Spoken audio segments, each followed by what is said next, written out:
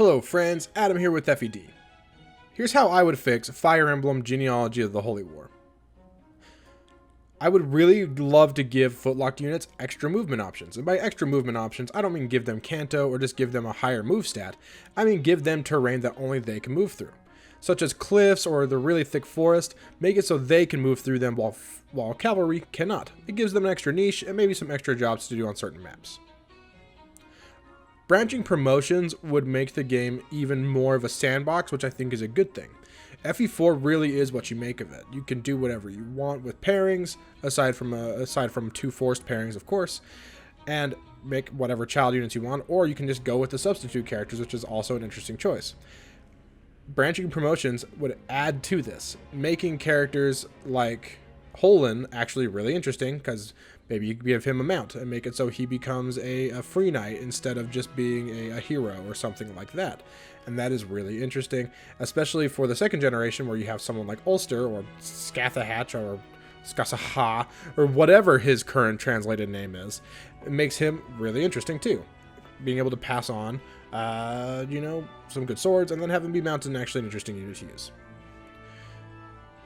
Also, adding to that, make holy weapons sellable and usable by minor holy blood characters with reduced stat gains. This makes units like the sword twins, Ulster and Larse, very interesting. This combined with branching promotions, could you imagine mounted Balmung running around? It'd just be insane. I would love that. And it makes some other pairings more fun too. Things like Azel passing down his minor Follow Blood or Vala Blood. It also just makes a lot more sense at this point. He's kind of a so-so pairing, but if you make it so he can use Valflame, that's actually pretty dope. So make holy weapons sellable and usable by minor holy blood characters, and make more of them obtainable for your party. That would be interesting.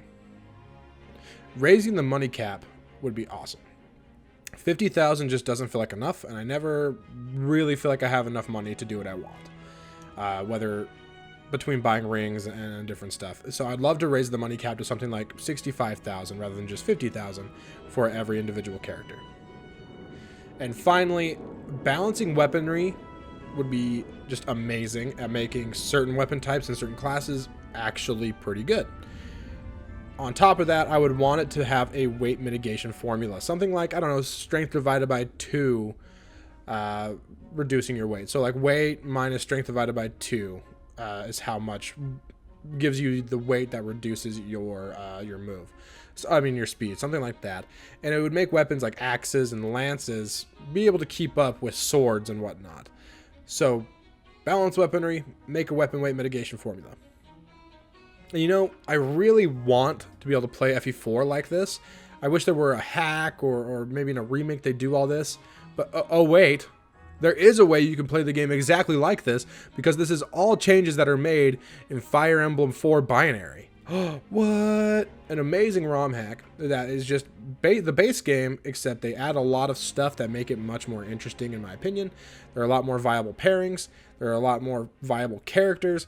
Everything is so fun. I freaking love binary way more than vanilla, and everyone should freaking go play it because it's amazing. Don't let people who say it's bad tell you otherwise.